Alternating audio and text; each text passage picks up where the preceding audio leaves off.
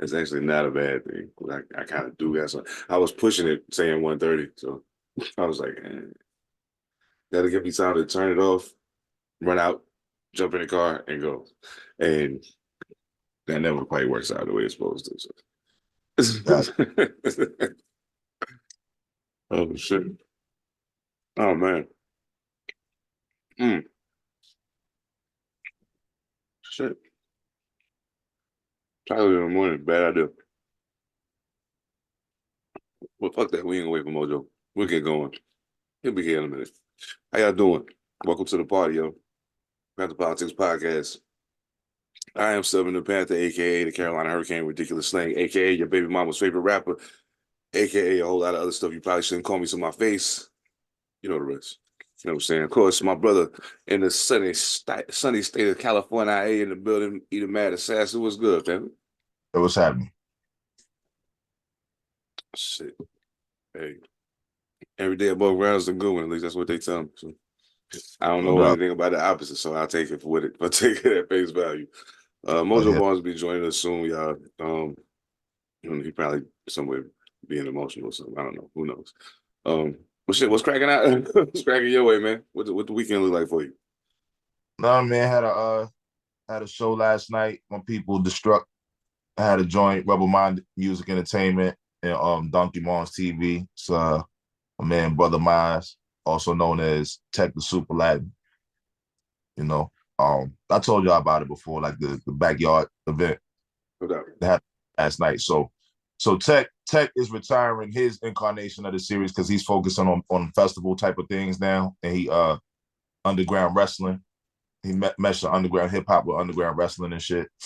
Okay. So he's focusing on that.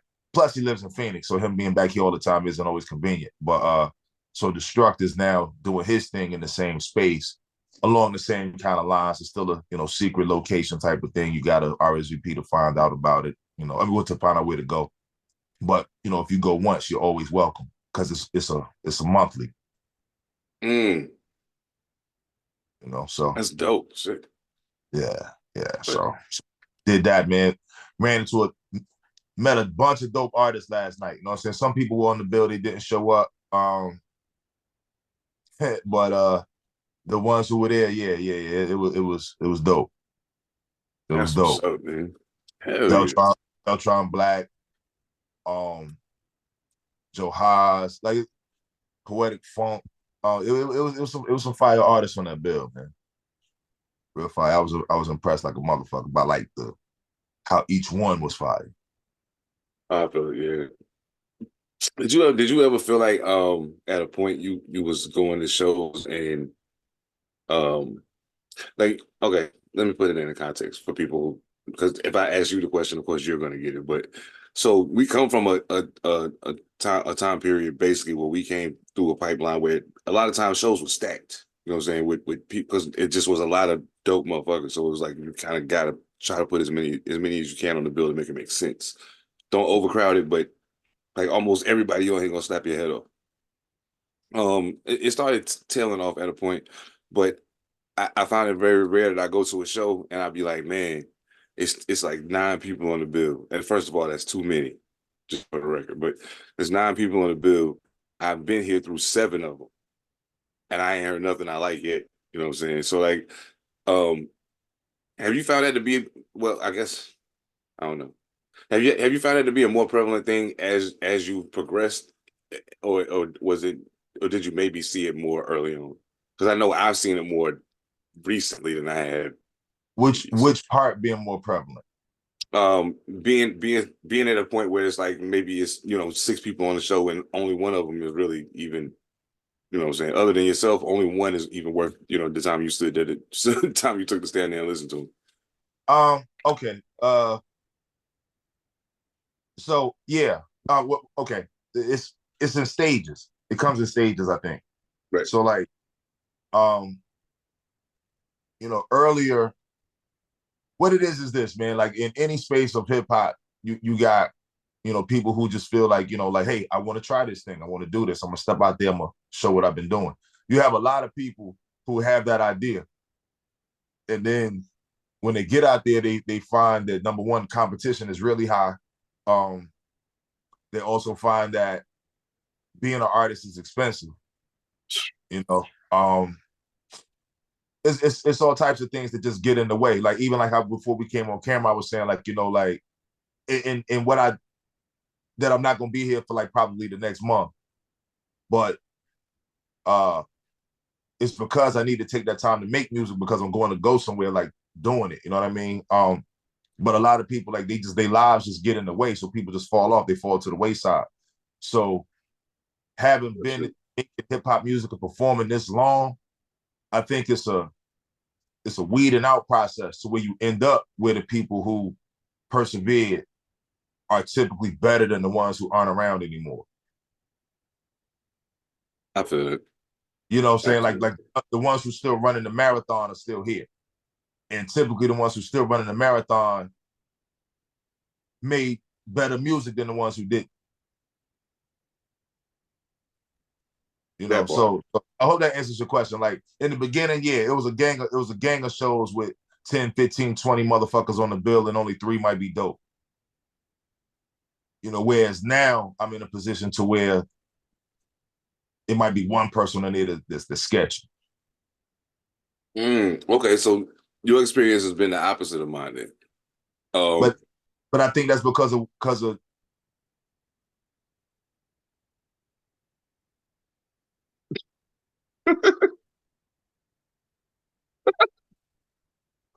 woo. Oh shit. Shit, man, you about to get me in trouble. Look, it's regions matter. I live in LA, bro. You know what I'm saying? So like at the end of the day, you got, you know, what we say like a fucking a Kentucky 10 will be a LA 5. Indeed. You know, like I think that happens. Like I think it matters on where you went. You know what I'm saying? Like, you know, again, like nothing to discredit the whole Pacific Northwest. I do not mean to be disrespectful. You know what I'm saying? But people don't move there to make their music career pop off in hip hop. No. So you're still, in my opinion, still gonna end up dealing with the same kind of thing. What I was saying, like when we were coming up, like it's everybody's still there. Like it's in the same vein. Like, you know what I mean? Like there's not an entertainment industry there. That part. You know what I'm saying? Yeah. Hell yeah. So if there's not an industry there, then you still are dealing with the same people who I said, like, you know, like they got regular lives. They got, you know, I mean, like not like people don't have regular lives here, regular jobs here. But again, this city is conducive to entertainment and things of that nature. You know, like for instance, middle of this week, I end up going out on Wednesday nights. Like, okay, so on Wednesday nights, one of my peoples, he Billy Disco, look him up. That's Diisko, Billy Disco. Right. And he's on the new Adrian Young album. Okay. He for High Point. What? But he live out here. You know what I'm saying? Okay. So he plays, I mean, guitar bassist, man. Like boy is nasty. You know what I'm saying? He my man Gav Beats, he used to be in Gav's band. If you ever hear me talk about Gav in his band, he used to be a member of his band. So he's out here. Gav. He plays, you know what I mean? Like he's going on tour with like big artists. I think he's leaving sometime soon. But the point I'm making is during the week, you know, he gigs, different places he plays. So Wednesday night, I went to go to his normal Wednesday night spot. And when I show up, there's nobody there. They actually took that Wednesday off. I didn't know. So I say, fuck it. I mean, I'm out here. I'm not gonna go immediately home. Let me go get a beer somewhere or whatever, right? And I just picked this nondescript dive bar. I just have no idea. I'm walking past it. It looks small. It's like just on an odd block. You never know what the fuck you walking into doing shit like this. I go in there and I'm by myself, you know what I'm saying? Like people are there chilling or whatever, minding their business. I'm the only one who looks like us in there. In walks these 2 white guys. They sit beside me. We start kicking it and chopping it up. One of the dudes, he happens to be Billie Eilish's lawyer. That's crazy. So what I'm saying is the opportunity for the talent is different here because people come here to make it. They don't necessarily go to the Pacific Northwest to make it. People have made it out of the Pacific Northwest. True. You know what I'm saying? But people not going there to make it. So like I think you're gonna run into that same thing of over and over of a bill stacked with artists who are just really just trying to get their footing instead of. In my opinion, I think when it happens like that, you got to start curating the shows, man. Like don't do Yes. everything that people ask you to do. Like, don't do that. Like, you got to make yourself exclusive. You know, somebody said that before. They said, and it's a conundrum. I think it's something that we discussed before in regards to social media as an artist. And it was like, you have to be available. You have to make yourself available to people. However, you got to find that strange balance between making yourself available, but not being too available. So, you know what I'm saying? So it's like, kind of like, where you draw the line to say, okay, I'm gonna post this, this, and this, but okay, and here I'm not gonna. It's a weird road to walk. You know what I'm saying? I think in accordance with what we was talking about, one of the other things I think contributed to that is the rise in like pay for play situations. So it might be a situation where I've been in a situation where one of the homies was throwing a show and he hit me. And you know, I've done good shows with this person in the past. So I'm like, yo, what's up? Hey yo, blah blah blah blah. I'm trying to get on the bill, da da da da. I ain't rocked the stage in a month and a half. It's 40 minutes from home. Yeah, put me put me on, let's do it. Um And I get there and I start realizing, like, man, I'm like 4 acts in right now, and something ain't adding up. Like, I'm not real sure why you called me to come here. You know what I'm saying? Um, but then I find out that outside of myself and the headliner, everybody else paid to be there. And I'm like, oh, I get it now. You had to add somebody to add legitimacy to this because you know that's some bullshit. So, like, you knew that shit. I think that's wild promoters. I think y'all wrong for that shit. I think y'all real wrong for that shit. But yeah, I think that definitely contributes to the overall watered down aspect of shows in a lot of cases, especially in a scenario like that when you don't know other people are paying to be on the bill. You know what I'm saying? Well, Uh, see, I look at that two different ways though. Again, I live in LA, like, and I understand living in other cities why people look at it that way, but I don't think people understand. Also, everybody can't have access. Like, everybody can't have easy access to shit. Also, you know what I'm saying? Like, you gotta. What I just said the other week, your budget is your fucking gatekeeper. You know what I'm saying? So, I mean, I understand why people say pay to play is whack, but again, is it whack because you don't want to pay, or is it because you don't really understand the benefit of it, depending on the situation? You know what I mean? Like, if you're looking at that shit like, okay, I'm getting on this, bill that I could not book on my own. They're not checking for me. Like, you know, so they didn't hit me up to get on this bill, but I heard about it. And I know it's there. And I know they're gonna get 800 motherfuckers in that building. 800. You can't pull 800 on your own. So they already got a business model that's here. So either you step into that or you still be on the outside in the spot doing the 5 people joints, the 10 people joints, 20 people joint. Nothing wrong with that. But again, you got to look at it like, is it advertising or not? If you don't have something to sell, then maybe you'll look at it like, I don't want to pay. But if you got something to sell, it's nothing no different than buying booth space or vendor space at a fucking festival. I got a question for you. In accordance with what you was just talking about, Mm-hmm. could you? It's gonna sound crazy when I ask this question. Could you get in front of the wrong 800 people?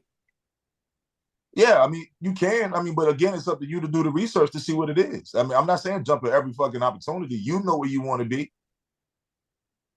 You know, if you know where you want to be, you know what kind of crowd you want. You can see that. You know, people got eyes, they got ears, they can read. You know what I'm saying? So I would assume that people are asking that because they know, like, okay, this is the crowd I want. But then again, like you know there are people who are doing it just to get in front of any crowd, and that's, hey man, look, you got to learn it how you learn it.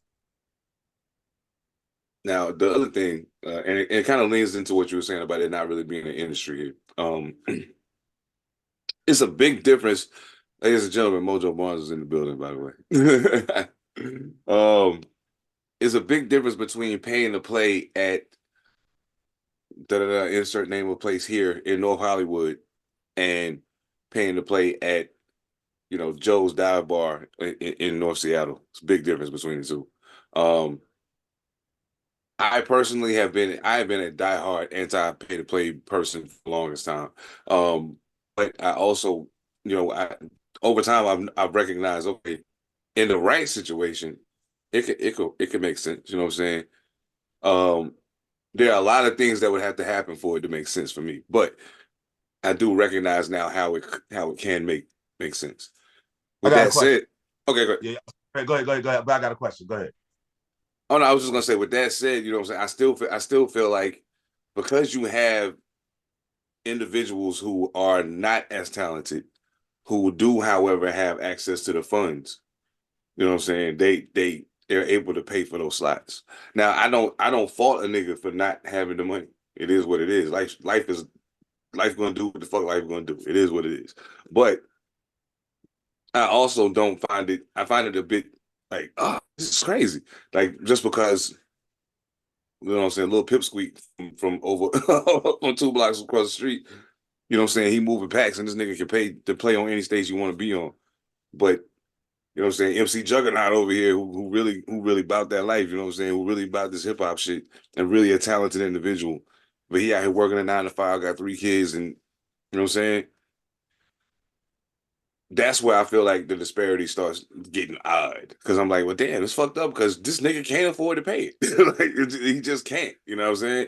So, but I get it. You know what I'm saying? Like you said, everybody can't have access, and at a point you got to make a decision about how important certain things are, um, and prioritize those things in the proper way in order for you to make, you know what I'm saying, for you to make the decision that's gonna work for you. But like, yeah, that's whew, man. So that show that you were just mentioning, right? Mhm. Your of it, were they charging at the door? Oh, the one that I went to when I was like, what the? Yeah. Yeah, they were What- charging at the door too. Yeah, It was, do you care to disclose how much? it's $15 for advance tickets. I think at the door it was 20 up to a point, and then it was 25 after that. Okay, so now where I'm going with this is shows cost money to throw. For sure. You know what I'm saying? And if you as an artist do not have the entire means to throw your own show and to consistently keep doing that and doing the same thing the promoters are doing, you're gonna have to get in where you can fit in too. And like the person who's the promoter, he might not have the full budget to cover everything that's coming with the venue. He might not have a budget for the security. He might not have a budget for the DJ, but he got the connection with the owner to be able to get the building. No doubt. Now it's a breakdown in communication if the artists don't have an understanding of this. The promoter should disclose this to them too. You know what I mean? But in all honesty, like to me, the whole thing is like, you know, even as an artist and you're going to these venues, you might also, as an investment in yourself, you're shouldering some of that load of the financial burden. The thing is, after you pay that money again, do you have something to fucking sell?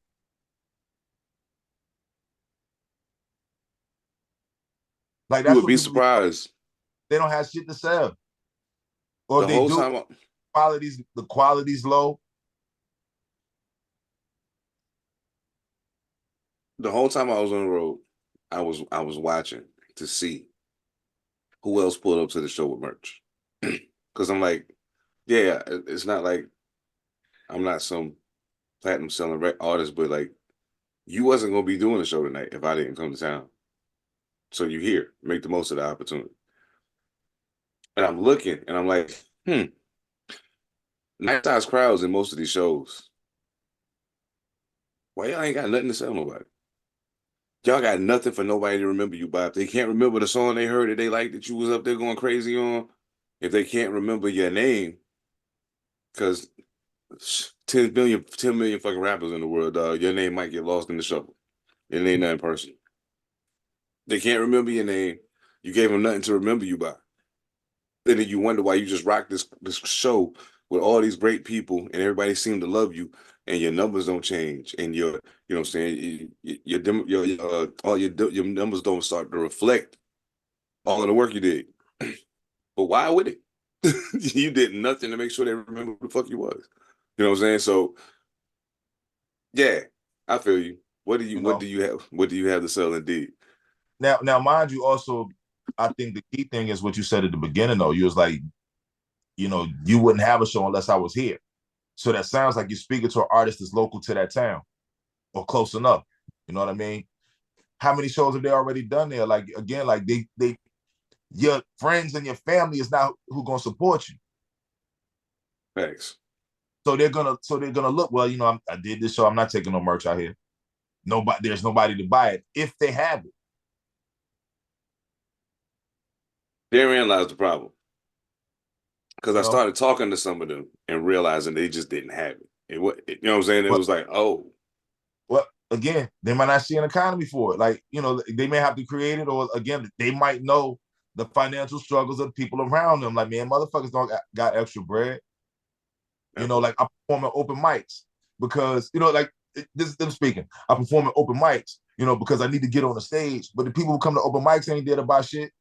So why would they even invest their money into something that's not gonna move? And be sitting with however many hundreds of CDs or however many shirts that you can't sell. Like, I mean, for me, like, I'm not gonna front like I'm so like it's a lot of artists who be saying they sold some shit out as soon as it dropped, and that's actually really not the case. You know what I'm saying? Nothing wrong with that. I mean, nothing wrong with it not selling out at the beginning. But keep doing things to where like it's a marathon. You can still keep selling. You ain't got to sell everything out the day. You ain't got to create that illusion. I think that fucks the game up too. But a steady grind, should have keep moving, should have keep going. Hell yeah. So just keep going.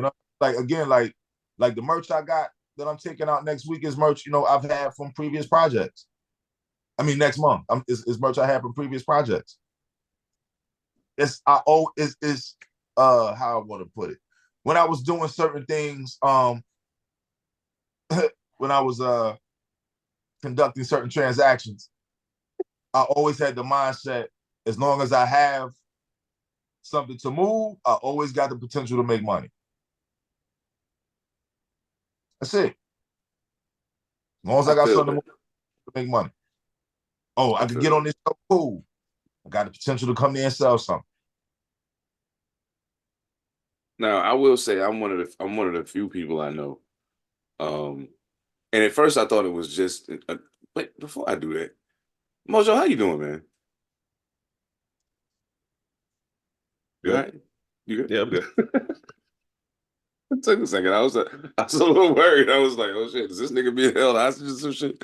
And get your ass on the camera, nigga. They used to you being there. God damn it. Turn that mic off. Wild. Oh shit. No, I'm good. I'm good. That's what's up. What shit? What the weekend been like for you? Well, today is a cleaning day, and as far as Saturday goes, I went up to Gasworks Park to shoot a video with Soul for Zoloft off of Murderless Pro. Who's that? Is that the one Puma shot? Yeah. Mm-hmm. No doubt. Okay. Yeah. If anything, Puma's going to be, the main videographer, it sounds like. Okay. Yeah, especially since Gabe's retiring. Yeah. You know what I'm saying? Shit. That's what's up, man. Shit. But look, we was talking, and I was one of the things that we was touching on was well, I'm pretty sure you already caught that part of it, but like I feel like here, especially, and I will say in Washington, I've noticed it a lot a lot more in some cases. And I think a lot of that also has to do with the fact that there are so many small places in between the big places, or big-ish places.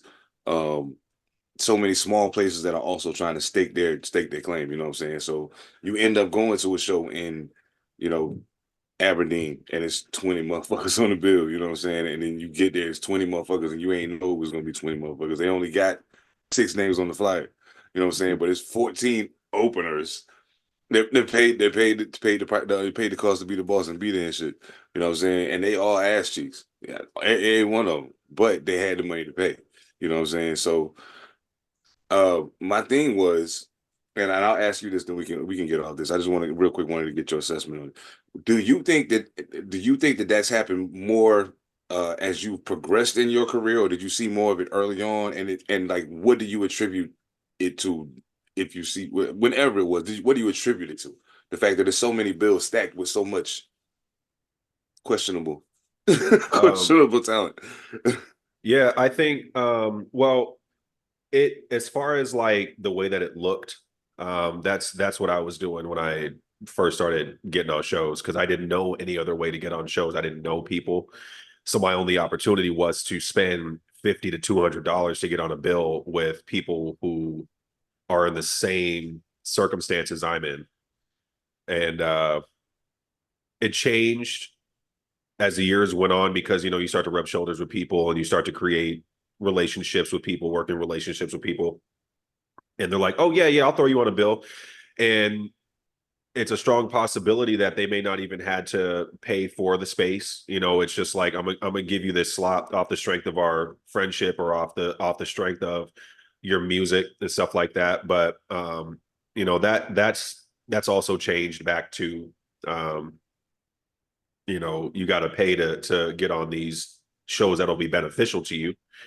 Um, I still every once in a while have the homies who will hit me up and be like, "Hey, you want to get on this bill?" And I got to be like, "No," because I got to think about the financial aspect of it. Like, is it going to be cost effective for me to do this free show when I know the crowd's only going to be full of the other rappers that are going to be on the bill?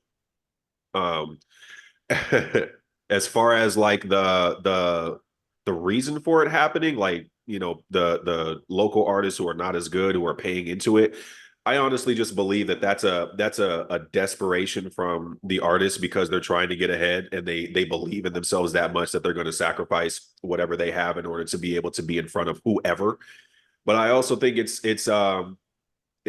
these companies like Afton who are, seeing an opportunity to take advantage of people, and disguising it as something beneficial for people, where they're like, hey, I've got this opportunity for you, and they're dressing it up as this opportunity that you're going to be put in front of like hundreds of people, not realizing that the hundreds of people are the other hundreds of people that they've emailed for an opportunity to be on this bill.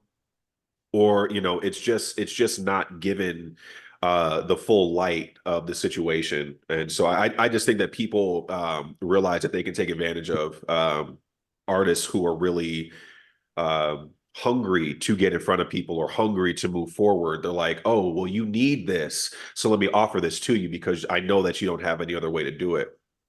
Into Because you're not doing it on yeah. your own. Right. And so, You know, because, yeah, I mean, that's pretty much what my stance is on it. I think that, there are companies who like to take advantage of ignorant artists, not ignorant in the aspect of where it's like, negative, but it's just a literal sense of the word. Like, they don't have the knowledge outside of that. what? What's up, E? Nah, I'd rather call it uninformed than ignorant. Uninformed. Okay. I mean, yeah, Yeah, that's it. Yeah. Because ignorant can have like a heavier tone than uninformed. And I get that. So I'm cool with switching that around. That's a better word to use. Because yeah, it's not as if they don't know what they need to do. It's just the tools are not available to them, or they don't have the the knowledge on who to talk to get on bills, or get into these venues without paying, a portion of their paycheck in order to right. be able to do that. So yeah, I just think that most artists really, really want to get ahead, and they're not. They're either willing to look past it, or they're blinded by that hunger to the point where they're like, I'll pay $200 every single time, because I was doing that. I was like, yeah, $200, that's easy.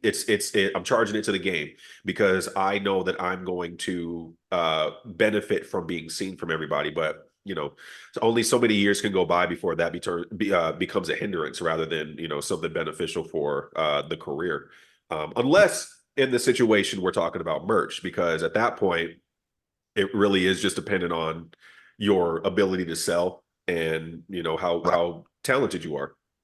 Right. Right. That's been my stance on it. Right. I mean, like, because in my opinion, like, even what you said, like, that's what I was saying earlier. Like, to me, like, if you don't have merch for sale, why are you paying to get on the stage? Right. How are you going to make that back? Yeah, like, exactly. Like, how you gonna make it back? I mean, like, you can still pay it and not make it back. But the whole point to me is like, if you paying and you don't have merch, period, you're just paying to get on. Now you're just paying to play. Right. If you have merch for sale, at least now it's like you're buying a vendor space. Mm-hmm. Yeah. Yeah. You know what I'm saying? Like, it's a different goal now. Mm-hmm. You know. But yeah, I mean, I remember the hustle of selling merch and stuff like that. of artists being uninformed is because a lot of them don't know. Like, a lot, they're learning. Like, like, you basically describe people who are learning. They might be starting from the ground up. They don't, like you said, they don't have the network of people to give them the information that they need, so far as even getting on stages or whomever, wherever you live at. Or they don't know the questions to ask. That was my problem. Like, I know what I want, but I have no idea how I need to ask to get these things. Or if I'm asking straight up, it's just people don't want to give the information, and it's like, why are you gatekeeping like that? Right.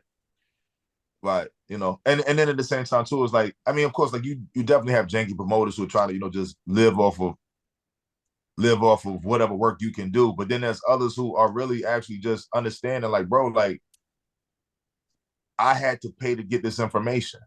Mm-hmm. Like, people think information is free because the internet exists. Nothing's free. Not at all. Not at all. No information is free. You paying for the internet. Yeah, public school ain't free. No matter what they tell you, folks. I know that's where the taxes come into play. No matter what they tell you. The fundraisers and all that shit. Yeah, I'm not saying it's cool. I'm not saying I'm in support of that, but that's the way it is, man. If you want to learn something, 9 times out of 10, if you want to learn something higher, you got to pay more. Right. Or what, just in general, what leverage do you have in order to be able to obtain that without, sacrificing an arm and a leg for it? Right. And we also got to recognize that we operate within a culture where motherfuckers think it's okay not to put your man on the game just because you don't want him to get past you. You know what I'm saying? Right. I can't think of... Yeah. When you say the culture, which culture do you mean? Because I know a lot of cultures do that. That's not just... Yeah, I won't just put that on hip-hop. I won't just put it on hip-hop. Yeah, motherfuckers been like that way before hip-hop existed. I'd say it's more of a societal cultural thing as opposed to just a hip-hop thing. You know what I'm saying? I can't count the number of times that when I was coming up in the game where I had a homie who had advanced a little further, you know what I'm saying? And I was like, yo, so check it. I just did da da da da, and I know I need to blah blah blah. But listen, how do I maneuver this corner right here so that I can get to that? Because I see it. I just need to know what piece go right here. Mm-hmm. You'd be surprised how many niggas was nigga, you got 500 songs. You know all the words. Why you bullshit? Why you don't want to say it? You know what I'm saying? But one of the things that and it's something that I used to joke about when I talked about not doing a lot of features and stuff. I used to joke about it. But the more I think about it, and this is not some arrogant thing, this ain't just applying to me. It's a whole lot of niggas I know this applies to. It's a whole lot of people that's like, yo, if I do anything to further your movement and what it is that you're doing, they have the distinct impression that anything they do to further your shine is going to take away from them. They have a very strong belief in that, and they believe it to the fact that they believe it strongly enough that they'll be your homie, your friend, your ace until it's time to help you take the next step. This shit change, you know what I'm saying? So Mhm. And I can't tell you how many niggas, you know what I'm saying? I can't tell you how many niggas I've been through the pipeline with this. And it only makes me feel a way because I've never been stingy with information. I'll tell a nigga anything. I don't give a fuck. Because to Right. me, my bigger responsibility is making sure that the next nigga don't get jerked the way I did. If I got jerked, and if I was able to avoid the jerk and you about to run into it, I should be able to tell you not to do it. Tell you why it's about to happen. Tell you how you can avoid it. I don't know, man. And it all boiled down back to the same thing he said. Every time it come back to it, niggas just don't know how to communicate with each other. They You don't. know? They don't. Is that Or just saying do people you, not knowing how to ask or what to ask. You know what I mean? Like, try to stumble your way through it at best. You know what I mean? Like, the other person might pick up what you're trying to ask, and maybe even guide your question. Like whatever. Like, people got to talk, man. Motherfuckers be so busy not trying to appear uninformed. That part. I That think Well, part. if some I people don't, also like I you know, I I was think. gonna say I think my bad, my What, bad. go ahead. What you say? I was just gonna say I wonder because I know it can't it's not always gonna be that they're uninformed because I met a couple people who have the knowledge and they're purposely trying to cut everyone else out of the information for Right, right. whatever selfish gain that they have. I've run into that situation a lot too with certain Yeah. promoters. But that's that asshole shit that Seven was just talking about. You know what I'm Okay, saying? It's like, like, yeah, like if I tell you, then you go advance further than me. That's typical crab in the bucket mentality. You know what I'm saying? So right. we ain't really. I'm not saying you gonna run into those. Fuck Mhm. them. You know what I mean? Seek out the people who will give you the information. Like, okay, so, and that's what I was about to say. I feel like I picked up so much more information because I've been so willing to give it out. That part. Yeah. You know what I'm saying? Like whatever, bro. Like I was mentioning on the last pod, I was speaking to a certain artist. I don't want to say his name only because like his stature, but he was asking me questions about publishing and how certain things work. You know what I mean? And this is a person who, in my opinion, I'm thinking stature wise, he would already have this information, and he didn't. And he was humble enough to ask me. You know what I'm saying? So I mean, what I'm gonna do? Not tell him? Fuck out Right. of here! Like, learn it. Exactly. Somebody tell me. So what I'm gonna do? Nah. You already out there far enough. Like, your numbers is like this. Like, I'm trying to get to where you at. This is how you get to where that motherfucker is. Help him out. You know what I'm saying? It's not that he personally is gonna help you out, but you know what I'm saying? Like that type of build, it radiates, man. You know what I Oh, mean? shit. Give out the information, man. Give it out. Hell yeah. Two quick things. I promise y'all, like this, like I didn't know this was gonna turn into a whole like this, but this topic actually it has a lot of different points that need to be tapped on with pause. But like I do want to make two quick points, and the second one is gonna lead right back into this. But the first one is I know it's a lot of people that I laugh about it a lot. I joke about it with E because I'm like, yo, um, E and Superstition and some other niggas that I know that we all been in, been at it for a minute, and they be like, yeah, man, I'm gonna rock the show, I'm out. You know what I'm saying? Or I'm rock the show, sell my merch, do my networking, I'm out.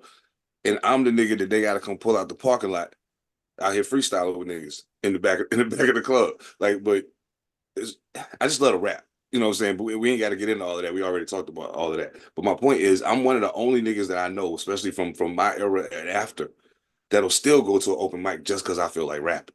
You know what I'm saying? Like, and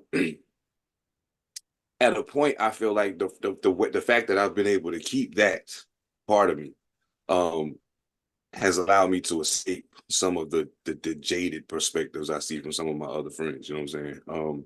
And that's not to say that I think they, you know what I'm saying, they wouldn't still be doing the shit if they was all the way jaded. But I mean, of course, dealing with this industry will absolutely positively cast doubt on how much you actually love the thing you think you love. You know what I'm saying? If you want to find out how much you love some shit, try to make money doing it. That'll teach you how much you love it. Mm-hmm. And I guess okay. So secondarily, when we're talking about the crab in the bucket mentality, and it leads me to what Mojo posted in the chat earlier. How different is that when the person who's doing it is like way up compared to the other person? You know what I'm saying? Like, I guess, and I think the way you asked the question, Mo, was like, are powerful people abusive out of fear? And I think that's kind of what I was tapping on as far as like niggas not wanting to give you the keys because they like, nigga, you might drive this bitch better than me. Nigga, we all get paid if we place in the race. It don't matter if I'm first and you second. We all still gonna win. You know what I'm saying? But niggas don't look at it that way. So I often wonder the same thing. So when you asked that, I was like, man, because I always get told that it's a different world. You know what I'm saying? When you up, you living in a different world, in a manner of speaking. But I think motherfuckers are still human though. You know what I'm saying? At the end of the day, so as much as their world might be different because of what they have access to, they still people. So yeah, I absolutely feel like that shit happened because motherfuckers be scared that motherfuckers gonna take their spot. Or whatever the case, you know what I'm saying? I think fear got a whole lot to do with that shit. Mm-hmm. I think in that Oh. situation, wow, we all started talking all at the same time. And go. I think some people are just abusive though. I don't think it's necessarily always just fear. Like again, like you need to explain the situation and why we're talking about it. Oh yeah, I was getting ready to ask Mojo to expound on what the actual post was, but I wanted to just put it in there. But yeah, go ahead. Yeah. Okay. So let me see if I can go back to it. But there's a gentleman, an actor that we have all seen, on for both people actually, because it's regarding Tracy Morgan and Bobby J. Bobby J. He's been in. I remember him as a kid just being in so many different things. He's been on like Disney movies. I think he's been in a couple movies with Eddie Murphy, but he was always just the wild little kid, like the badass little kid that you would expect to see at on the street coming home from work or whatever, and he's just always talking some shit or whatever. But in this interview, Bobby J is expressing a negative core memory in his mind when he did, I believe it was a series with Tracy Morgan. But Tracy Morgan had physically hemmed this dude up, Bobby J, and was like, you need to stop doing all this extra shit because it's either making me look bad or you're getting more attention than I am. He was like, you see the name on this or whatever, something like that. But the words that he was saying was that he was a 7-year-old child, and he was acting this way because he believed that's the way that he was supposed to act, because that's what he was watching Tracy Morgan do. And so I guess, I don't know, from the way that I had received it, it was as if Tracy Morgan didn't like he was doing these things because this kid was possibly doing it just as good, was just as funny, if not funnier, saw that as an intimidation and was like, yo, you need to tone it down because I'm the star and the attention needs to be on me and not you. So you can do that other shit anywhere else, but when I'm supposed to be on the set, all eyes need to be on me. That's the way that I received it. And for him to grab this kid, he said he was 7 years old. I was like, that's completely out of line. But it just reminded me of what you guys were talking about with the pay to play situation, or the whole gatekeeping aspect of it, where somebody is getting the attention, or the attention, they're the headliner and everybody's supposed to be there to see them.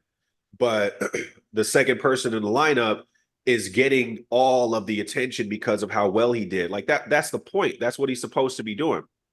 But that was the whole point of why I brought that up, because I was just like, damn, that's crazy. Who would have thought that Tracy Morgan, somebody who is well respected, been on Saturday Night Live, one of the most well-known comedy sketch shows, not even sketches necessarily because it's not pre-recorded, but people know who he is. And so then at that point, he's 7 years old and does not, maybe have the same doors to open as you. So why not give him the keys for that? Why not give him constructive criticism if he is doing something negative, rather than grabbing him up by the collar and feeding him this shit. You know what Get I mean? off my lawn. Yeah. So that it all just kind of rubbed me the wrong way, made me look at Tracy a little different. I obviously was not there, so I had to kind of think objectively at it, but it just, I couldn't help but think about the moments where I was in situations with somebody who's just been in it longer, had more knowledge, and just didn't want to give it away. You know what I mean? The information or the streets, the address to where they need to go in order to get higher in the career they're trying to be in. So I don't know. Yes, I feel it. Right. Now let me tell you what's wild about it. I think we all agree that Tracy was wrong in his approach and how he did it. He definitely should have gone and actually talked to. He should have talked to another adult and had that adult talk to him about it. Right. Instead of. But here's the fucked up thing about it. That's how I grew up. Really? I mean, what I'm saying is like, oh, grown motherfuckers will grab your 7, 8-year-old ass and tell you, motherfucker, you blah, blah, blah, blah, blah, blah. Yeah. So what I'm saying is, and I'm not saying it's right. I'm not saying it's right. Tracy Morgan comes from that era where, like, oh, if you're gonna stand on a man, if you're gonna stand beside a man, I'm gonna treat you like a man. Wow. Again, I'm not saying it's right for him to grab him. He shouldn't have did that. Like, we all know, like, this, okay, this is a professional thing. You know what I mean? Like, little boy, you still in my scenes. Because if you watch the rest of it, he said, like, he was like, yeah, I was still in the scenes. But I was only, like you said, I was only doing what I saw Tracy do. It's just packaged in a cute little kid now. Mm-hmm. But everybody knows when it comes to these TV shows, the cute little kid always becomes a star. Every time. You know what I'm saying? It doesn't matter who it is. The cute little kid, you either let them stay a small, cute little kid in a pocket, or they explode and take the whole show. And Tracy just, wasn't about that. He wasn't about that bullshit. But he just did it wrong. Yeah. Coming back to communication. Yeah, but like I understand that. As soon as I heard, I was like, damn, that's kind of fucked up. Because again, you are just 7. Right. Like, even me saying I was raised like that. Like, yeah, I still remember motherfuckers doing crazy shit and saying wild shit to me, and I'm like, I never forgot it. And it definitely affected my growth. Not necessarily in a positive manner. You know what I mean? Thanks. But it helped me understand how to try to get things across to people. Like, okay, me saying this directly to you might not work. I might need to say this to another person to have them say it, to create just a dialogue. Because again, like, if I say it, no matter how big a smile I say it with, it's going to be tension between us. And I really don't want the tension. I just want to fix some shit. I ain't with all the extracurricular smiling and shit. So, but nah, I'm just see. Got to learn to communicate, man. Got to learn to communicate. I ain't got to smile to communicate like that. Yo, the funny.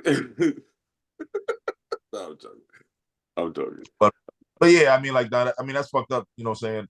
Because at the same time, like Bobby J, like he had I don't know if he's having a resurgence now, but I did see him on Wild 'N Out.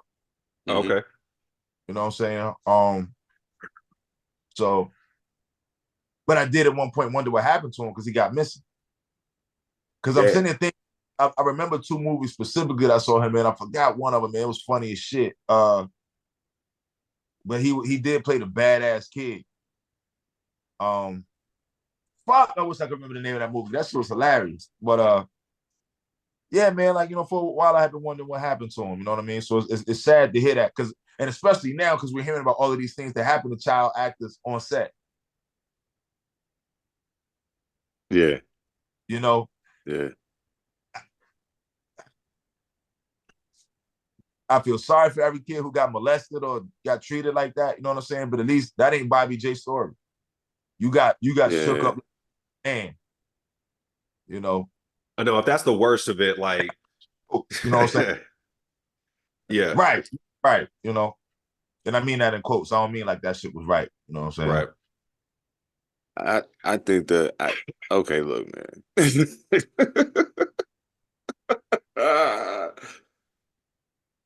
I said I went, Only real talk allowed. I ain't pulling shit. All right, listen.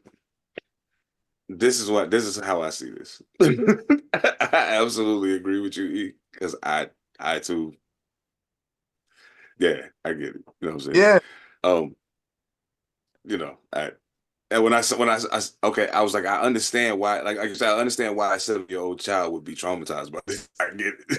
I right. completely understand. Yeah. The first time You a know, grown ass talks to you like a man, it's like, oh shit. and it's the nigga that you look up to, you know what I'm saying? Because y'all trying to do the same thing this nigga do. So like, Right.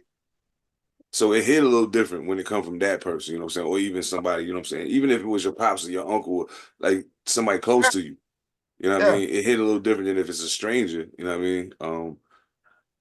So he go through that process, and I'm like, yo, I feel you, dog, no doubt.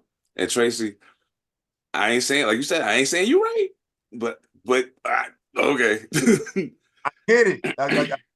Like you could have did that better. You should have did that better. Yeah, You know. I'm about to But say something right now, and people out there, listen, if you like 35, 32 up, I'm sorry, I just gotta say it. I personally, and these two things are both true. A, I had one of the most fun, out of this world experiences on the road with Tracy Morgan that I ever had in my whole life. Absolutely. That statement is absolutely true. The second statement that's absolutely true is I never been all that convinced that Tracy Morgan was all that funny. I ah, agree. I'm just like, sometimes he cool, other times, and unfortunately for me, it's way more. Now that ain't got nothing to do with, but I'm just saying. I used to ask the question like some years back. I used to be like, man, I wonder who he got something on. You ever wonder that about somebody? Like you see somebody somebody does like case in point, Giannis' brother. Can't play a lick of fucking basketball, obviously. He's fucking trash. But you have a job, getting paid millions of dollars to be on a basketball team because your brother is Giannis. hey man, Nepotism is a motherfucker, ain't it?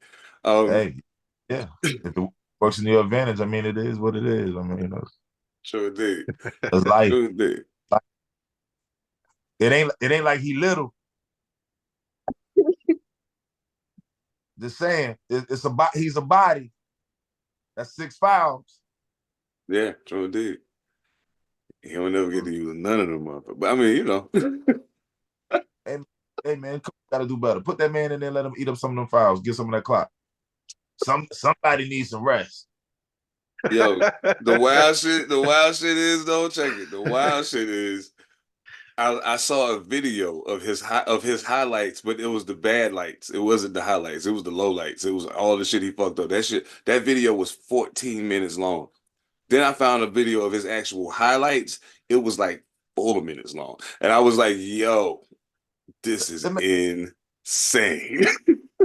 let me ask you this, because I've never seen the motherfucker play. He's terrible. Is he athletic enough to at least play defense? He's not good on defense. He now this the one thing I will say. Well, not good, but I'm saying, is he athletic enough to play? He's athletic enough to play break into passing lanes defense, not necessarily on ball defense, but he I can see him being able to snatch some steals that way.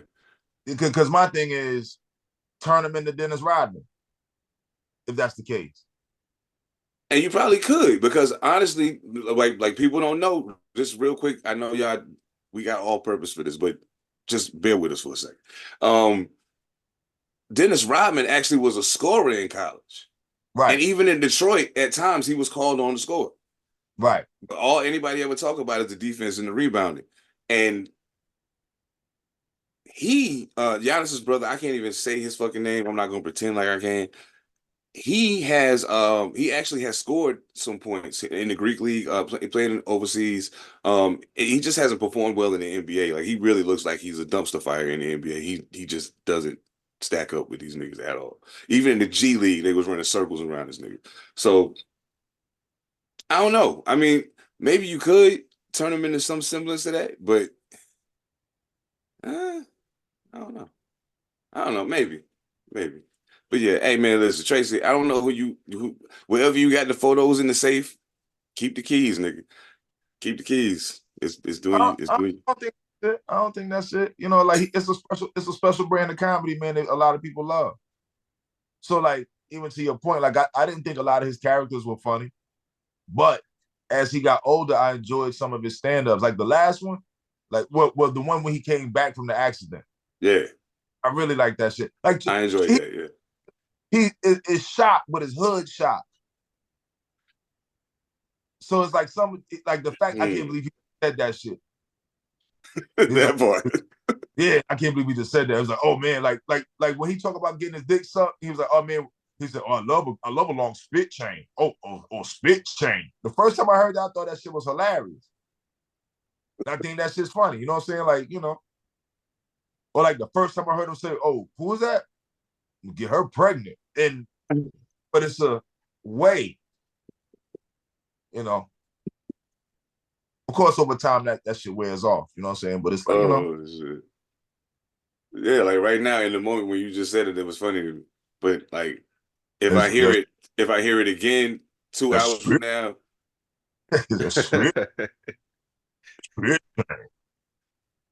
Shit. Yeah, it's a wrap. It's a wrap, yo. Man. Cut it out. That shit. The fucking side view. He does that. He's just like such a side view. Oh shit. Oh, that's crazy. First, make that spit chain. Oh man, yo. Sick of it. Hey, yo, Tracy, quit assaulting children, man. Fuck is wrong with you, dog? Chill out. Chill out. Tracy need a hug, man. Hey, Bobby J, I hope you know, you bounce back from everything, man. And yeah, I think you're right. Yeah, I think he has some. He kind of got put his foot back in the water. You know what I'm saying? So like, best of luck to you, bro. We'll be tuned in. You know what I'm saying? I want to see what you up to. Most definitely. Real quick though, while I was talking on the sports shit, I just got to bring this up because somebody should have been kicked in their entire ass about this a while ago. Reggie Bush, congratulations on getting your Heisman back. Congratulations on getting your records back. Fuck all that shit they talking about some money. That don't change nothing you did on the fucking field, bro. And that shit was absolutely incredible. And you deserve to be recognized for it. And I said it before and I say it again, Reggie Bush is the single most incredible running back I've ever seen in college football in my entire life. There's no way a human should be able to do what he did. So congratulations on getting your Heisman back. You know, this whole NIL shit kind of opened the door for that. Because they realize now, damn, kind of fucking stupid that we did that in the first place. So yeah, salute to you, man. Hey, yeah, that's just fire. I'm happy. Good job, Reginald. This nigga probably ain't been called Reginald since the 3rd grade. I see you out there, Reginald. You running football like that, dude? They gonna call you whatever the fuck you tell them to call you. Nah, man, I remember Reggie Bush and the talks about it and that whole situation. I was like, damn, man, that sucks because he did do a lot of work. He did do a lot of work. That motherfucker was incredible, yo. That shit is wild, bro. Oh man, off of sports, y'all. But I think it's in trouble. Oh, wait. That mind you, like, you know, I don't really follow this shit like that, so I've been listening to other people talk about it. Salute to Vince Young for not taking the vacator Heisman that year. Cha-ching. Salute.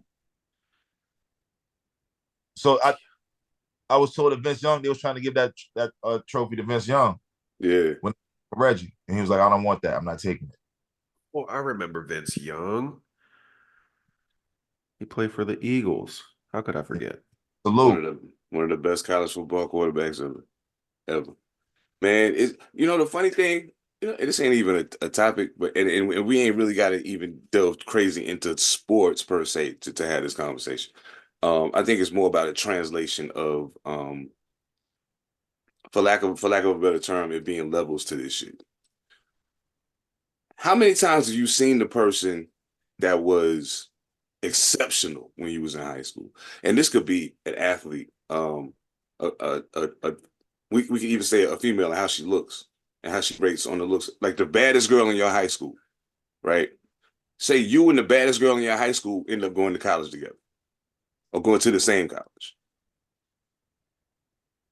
It's almost it's not almost, well, it's not 100%, but it's almost a given that she's not number one on that list anymore. Whole different pool, way more people from way different places. You feel me? If y'all went to high school together, depending on if it was the whole ride, y'all known each other for a minute. So she been the baddest girl in your school for at least 2 years because somebody graduated better than her. You feel me? Bang. Just like the nigga that hoop or the nigga that play football, whatever the case, whoever was better than them dipped already. Now they the one. But now they go to this college campus. And now they not the one no more. They fight their way through it. Boom, boom, boom, boom, boom. They become one of the ones though. Fight their way up to the top of the rankings. But now they got to go to the next tier. Now you just another motherfucker in the crowd. You know what I'm saying? Like, that shit's got to be. I've seen it happen to myself personally when I went from high school football to college football. It was like a whole different world. And I was like, whoa. Yeah. I'm a wide receiver. How the linebackers just as fast as me? You know what I'm saying? So, I mean, that transition, going from one level to the next, I don't know. Is it? I mean, I could be imagining the drastic nature of it, but I think it's fairly drastic. I'd say. What you mean? What you mean? Like how the pool levels out? You mean? Yeah, absolutely, absolutely. Because I mean, think about it. You know, a motherfucker who was averaging 40 points a game in high school, they go to college and this nigga whole career he averaging 12. See, maybe it's a little different for me, right? Because I come from I graduated from a town where drugs had a real big hold on motherfuckers. You know what I'm saying? So big respect to you, my nigga, because you're still my nigga to this day. But like the 2-star basketball players on my squad, they both had flunked the grade, so they was already a year older than motherfuckers. And then they did drugs. You know what I'm saying? Like at 16, 17. So like they didn't get a chance to go to college and be and experience that. So I can't say that for them. Now the girl that I'm thinking about, like, and I'm not saying this because it's just the truth. She was the baddest shit in the high school. She was the baddest shit at NC State. It feel like that sometimes. That's why I was like, it ain't 100%, but he's still bad now. It's like, what the fuck? You know what I'm saying? Like, and I used to fuck around on their campus doing shit. You know what I'm saying? So like I seen them. It's like, nah, like she's still competing. Like she out there. You know what I mean? So like it was a little different for me, but I understand that though, because again, I've seen it happen to people coming from A&T out here. That's like going from college to the pros. Yeah, yeah, or just coming from any city that they come from, any town that they come from. Like I say, being a Kentucky 10, you come out here, you're an LA 5. No doubt. You know what I'm saying? Yeah, you was a dime like a motherfucker, but you know, the selection pool in big enough, it doesn't have enough variety in it. Oh, shit. Get out here with the rest of them. Yeah, there's some linemen that can run a 4.3, nigga. Yo, that's wild. Yeah, I haven't really seen those disappointments in that aspect. Now, of course, that's just me seeing it. I don't know what they felt or what they thought. I feel it. You know, because like even that woman I'm talking about, she could have thought like that about, you know what I'm saying, the other women around. Like, damn, like, I don't know. Like, I don't know if she felt that way. You know, but it didn't look it. I'll put it that way. Didn't look it. He said she's still on her shit. Niggas, man, good God. I just saw a picture of that. Man, oof, ooh, ooh. That shit was real, bro. You saw that shit? Yeah. It's just amazing. Like she just grew into what she grew. I mean, she was bad then, and she grew into just a grown, bad version of herself, and she still looks amazing. It was destiny. Yeah, she's one of the motherfuckers. She got a light on her, man. She just like that. I hate it when I see a motherfucker and they regular, look like regular shit, not stuck up with, you know what I mean? Like, oh shit, that's unusual. That's highly unusual. Yeah, it's highly unusual. Oh man, I think, man, I'm willing to bet you. Well, no, I wouldn't. I wouldn't bet you. I wouldn't bet you. Never mind. But I only say that it's more. It's probably more prevalent in my mind because I know some of the guys that I played like AAU with, and they had like big. They were names. Like I ain't never been impressed by that shit, but I know all of these people know who the fuck you are. I see you in practice every day, motherfucker. You ain't all that, but they think you are. Whatever. But I know for a fact that some of these guys, they was like, "Yo, this person gonna be," da, da, da. And I mean, they always do it. They got to do it because the press, the media, and the press got to keep the heat. Got to keep the heat on. You know what I'm saying? To keep, you know what I'm saying, to keep that topic being relevant every time it come around because it's coming every fucking year, like clockwork. Every fucking year, some new person is the guy or the lady or whatever the case. You know what I'm saying? So, but in the midst of doing all of that, I think we kind of created an illusion of shit. So kids see that shit and be thinking to themselves, this perfect example. This is the strange imbalance of what I was about to say, but this is a better way to put it. We talk about living in a participation trophy era. You know what I'm saying? And I've seen it, little kids playing ball. This little nigga ain't left the bench all year, but he still get a trophy. Why? He ain't did shit. But so you got that, but also with that, you also have the increased focus on individual honors, like MVPs and things of that nature. So that's why when you start hearing conversations about GOATs and all of this other shit that go on, over time, the pendulum swings and the goalpost does kind of move because the importance of certain things changes over time. So I think that has a lot to do with a lot of the shit that we see right now. You know what I'm saying? It's kind of crazy. That shit, ooh. That's wild. That's wild. Okay. Yeah. Participation trophy. Yeah. I wish I would have got a fucking trophy just for being there. I wish I would have got a fucking trophy just for being there. The fuck? Yo. Hey man. Then he never gotta ask me. Then he never gotta ask the question to me about why I think kids soft or the way that they process shit is fucked up. Bro, look, it's funny you say that because I have a friend who's a professor at HBCU, right? And it bothers her. It bothers her how lackadaisical the students treat class, right? And they come up with all types of excuses of why they didn't meet a deadline to turn this in or why they failed this. And at the end of the semester, when they failing, her higher ups are telling her, you got to find a way to pass them. And I'm like, yo,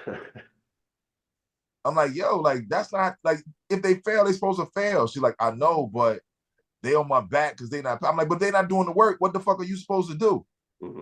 Like, it's not like you're gonna, like, she's not gonna get fired for the pass fail thing, but like, you know, that pass fail thing affects what kind of money they receive. Absolutely. So they're on her about that. I'm like, look, I mean, I'm not in your shoes, but if I was in your shoes, I'd probably fuck that up because I'd fail the fuck out them motherfuckers. Because they got to learn that shit. Yeah, it's a lesson they got to learn. Yeah, they got to learn it, man. Like, shit, I had to learn it. And again, I'm not saying that you got to learn it because I did, but I'm saying I had to learn it that way. Yeah. You know, there's nothing wrong with learning it that way. There's nothing wrong with it. Like, getting passed along and shuffled along and getting participation trophies, it does nobody any good anywhere. Nowhere. There is no such thing. Come on, man. Go ahead, might as well. I don't believe in equality too much. There are gonna be some discrepancies, man. Fair is something else. But equality,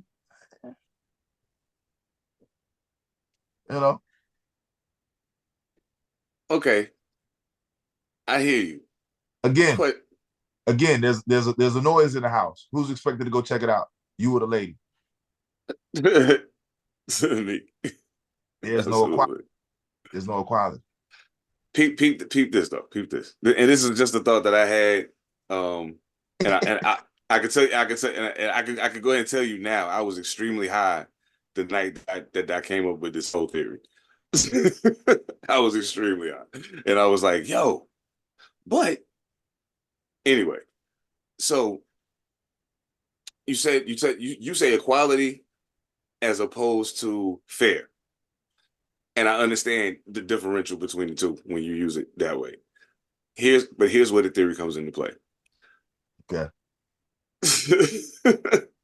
To me, equality don't necessarily mean we have the exact same thing. Right.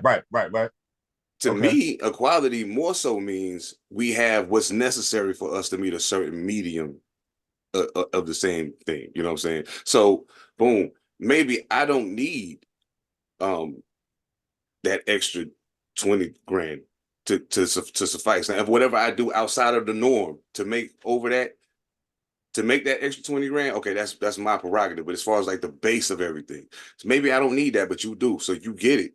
But you don't need XYZ for your home, but I do, so I get it. You know what I'm saying? So to me, we ain't getting the same thing, but it's still equal because we're getting what we need. Now, of course, at the end of the day, a person can easily say that's just fair. True indeed. But this is where the theory comes into play. So the reason why I thought about it is this. You can have an equation with an equal sign in the middle. Both sides are going to equal to the same thing, but the way that you get to it, absolutely different. So, right. You know what I'm saying? Just like 2 + 8 and 5 + 5, they're going to give you the same answer. They just don't look the same until you get to that point. Right. So that's kind of where that comes into play. But yeah, I always wondered, do people consider it a case of shit not being equal just because they're not receiving the exact same thing that somebody else is getting? Because that, to me, is a totally different conversation than. I made that distinction because I think people use words incorrectly sometimes. Absolutely. Or we might have the wrong understanding of a situation and again use the wrong word for it. Like a lot of times when people say like, and this is a peeve of mine. This is a peeve of mine. If somebody's listening to this, they're gonna laugh at this shit. But when people say you're arguing semantics,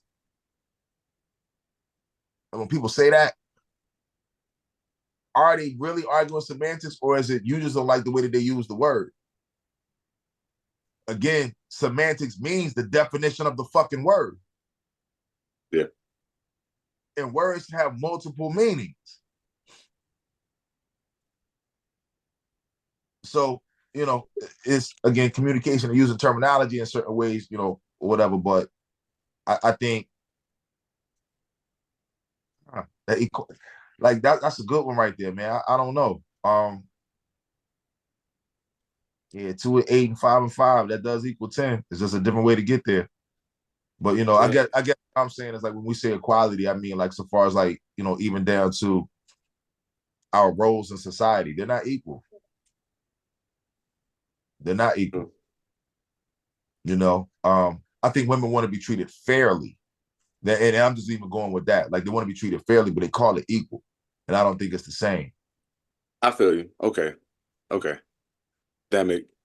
Okay. That put it in You know? total perspective for me right there. Yeah, I got you you. know Okay. and I'm all for the fairness, but I don't believe equality happens. Like, and I'm not saying like, woman, you're less than me. That's not what I'm saying. I'm not saying you're not as capable as me. Again, if you were living by yourself, lady, and there was a noise in your house, you would go check that out. But if you got a whole man sitting beside you, you're gonna tell him to do it. He's gonna be the first line of defense. Absolutely. So, now it's a lot to ponder. Yo, I gotta hear this. I gotta hear this because yeah, okay. Y'all already know we already broached the subject of Quavo and Chris Brown. Just to shift gears real quick. Now, at the time, I don't know if Quavo's response was out, but you know what I'm saying. Nah, it wasn't. It wasn't out yet. Okay, it wasn't out yet. Are you talking about when we first started? Oh, it was the Rick Ross joint that had just came out that Mojo hadn't heard. He listened to it while we was on. Okay, yeah. Okay. Yeah. So now that they both dropped records, and for me, to a degree, I'm kind of lost on what some of it is with them. I know it's behind a woman. I know, you know what I'm saying, all of that, and I know that it's been going on for a minute with these guys. As far as the rapping go, I got Chris 1-0 right now. I got Chris 1-0 right now. And it's not even because Quavo's song is not. I'm not okay, let me be clear. I'm not a fan of the Migos at all. Not a fan of the Migos. But for what it was, it was far better than I expected as a response record to a diss coming from Quavo. So salute to him for firing back, not pulling no punches. But as we was talking, as the topic was broached in the group chat, a specific statement was made by our own illustrious ethemadassassin, and I just wanted some clarification. First let the people know the statement, and then give us some clarification as to why you feel that way. My statement, I said it. I said that I said Chris Brown look like a sucker to me right now. Like yeah, he up 1-0 because of the battle and the songs or whatever, but I think Quavo did a good job in painting the picture of this is some sucker shit. Okay. And I agree. I agree. Like, like it's the whole shit is over a girl. The whole shit is over a girl. It's over Chris's ex. She ain't with you no more, man. Let that shit go, man. Let that shit go. Again, you talk about women that's in certain arenas, the access that people got to them is afforded by money. She gonna end up fucking with a nigga, That part. It's just what it is. Yeah. And so now you got all of this shit. He fuck with my ex-girl. Like, nigga, how do you sound? How you sound? Yeah. If y'all was friends, I'll give you that. But I still would not on some battle shit. Nah. Go if you was just about, on some I don't fuck with you shit, then okay, cool. Like, you don't go rapping about that bullshit. You look like a fool. Like a fucking fool. Fuck that. And I feel like the only reason why he got away with it the way he did is because the way he did the song, you ain't make it sound like it was about no girl. You made it sound like it was some for real fucking problem y'all got with each other. Right. And yeah, Quavo came back and was like, "Hey, dog, I hear you. I mean, you rapping and shit. I hear you, but he said. I mean, then he said, You mad over Karuchi? Yeah, Karuchi. Karuchi? Come on, man, Karuchi. How Yo, long? that shit is wild, bro. That shit is How wild. long? Like, I thought it was ill that Chris put it out there like, yeah, you fucked my ex. I fucked your bitch while she was with her, while you was with her. Now that I know it's because this nigga knocked your fuck out of here, man. That's sucker shit. That is sucker shit. You fucking with his lady that he with. You fucking with his lady he was with at the time because he fucked with a chick that you wasn't even fucking with no more. And Yeah, that's some wild shit. that's true. And if she did it, that means she's a dirtbag. Factory. You know what I'm saying? Factory. Yo, that's crazy. Shit. It's all sucker shit. Like, I felt Jay did some sucker shit with Takeover because he baited Nas in the telling the world. He baited Nas just so he could tell the world he fucked his baby mom. Yeah. I think that sucker. He knew Nas. There was no way Nas could ignore it.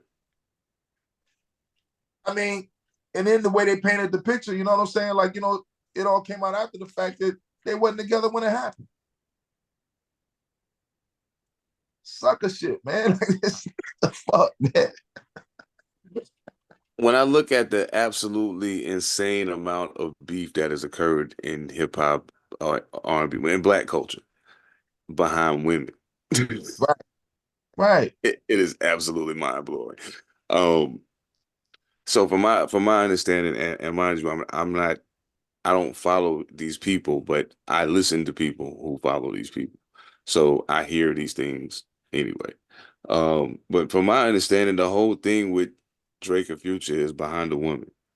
Um, it's been other shit that's happened over the course of time. We ain't really got to go down the timeline of it, but if you know, you know. Like it's times when niggas started with something else. You know what I'm saying? And then later on we find out, nah, it was really that. You know what I'm saying? All of that happened after the fact. Oh yeah, that's bullshit when you think it's something and you find out it's something else. Shit crazy. So yeah, man, y'all niggas gotta calm down, man. Like Chris, listen, dog. I would ask if you put out a rap EP. Not a whole album, just an EP. If the beats is right, I'm coming to check you out, dog. You can rap. I fuck with you. It's cool. Um, but number two, I'm gonna need you to pick your battles better, brother. Like this is crazy. Like yeah, you won the rap part, but now you look absolutely insane. My opinion, you know what I'm saying? Like the world's still not Chris Brown. Like they shitting on Quavo's record. And I'm like, yeah, I get it, but did you hear what he said? Yeah, the record better, but this is really over a girl, y'all. Over a girl that they want nothing to do with Chris and been done with him. She literally want nothing to do with this nigga. Like they said that every single way he ever tried to contact her after they broke up, she blocked him on everything. She got da da da da da boop boop boop, all this shit in place to make sure you cannot fucking contact me. I don't want nothing to do with you. And you out here getting in rap beefs with niggas.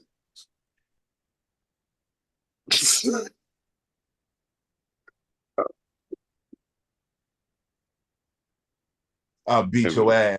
I was like, why would you? Like, you rapped in your own song that you knocked the man girl while he was with her. So isn't that the one up right there? Like, why do you want to beat him up still? You won already.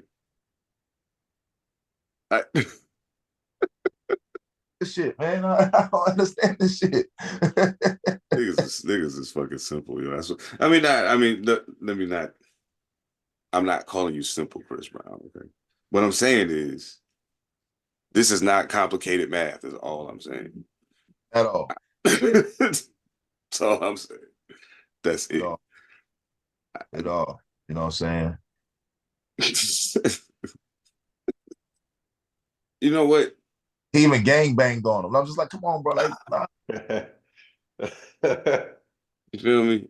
You know what I'm saying? Like now, it's like, again, it's like after I hear Quavo shit, I go back and listen to Chris shit. It's like, Chris, where is your big homie? Gang banger? the more you listen to Chris Jordan, though, right? Think about something. Now that we know, go back and you listen to Chris Jordan. To me, I recognize that you never one time in this entire song said exactly why you got a problem with this nigga. It was a lot of you talking this, that, and do that, but you never said exactly why He was you just got a popping shit. problem with this nigga. You was just you was just talking shit.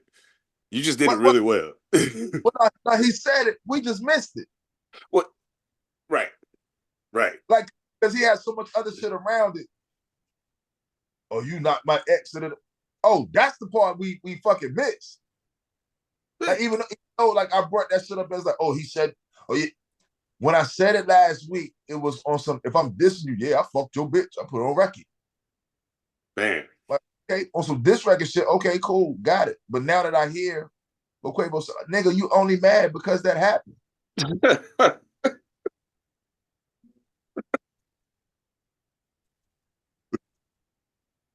You know? Yo, that shit's wild, yo. I don't know if that shit was Saweetie is the truth. Like, at this juncture, I'm pretty certain that people ain't gonna be checking for no rap beef.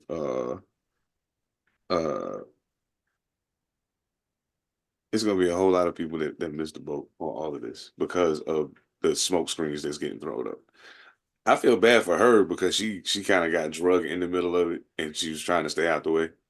You know what I'm saying? But when you talking about petty niggas, and like when I knew Quavo and them was on some petty nigga shit at a point was when that whole thing with Joe was going on. I was like, oh come on, man, really? Y'all bugging. Stop doing that shit. That's crazy. Um, and as far as the other side of that with Chris, like it's a lot of shit he do to tell me he's petty. They tell me he's a petty nigga. He's just but we got to keep in mind, and this is something that I always have to remind myself of. Chris Brown got really rich, really young, really young. Mm-hmm. So we've actually had the opportunity to see him grow up, literally. You know what I'm saying? Um, and to me, that's the point that's the part that kind of makes it odd because I'm like, damn, I remember you the run it kid. I remember you. And we said you was gonna be this, and we had high hopes for you, and they was calling you the next Michael Jackson and all this other shit. But then a switch turned, and something else happened, and now we're here. Now we're here. You in a full blown. I'll beat your ass. I'll send the homies. We'll light your shit up. We about that action. Who won't smoke with me? You did all of that to a nigga that wasn't bothering you behind a woman that don't want nothing to do with you. I ain't the smartest man in the world, yo. Not by a long shot. You better say it. You better say it.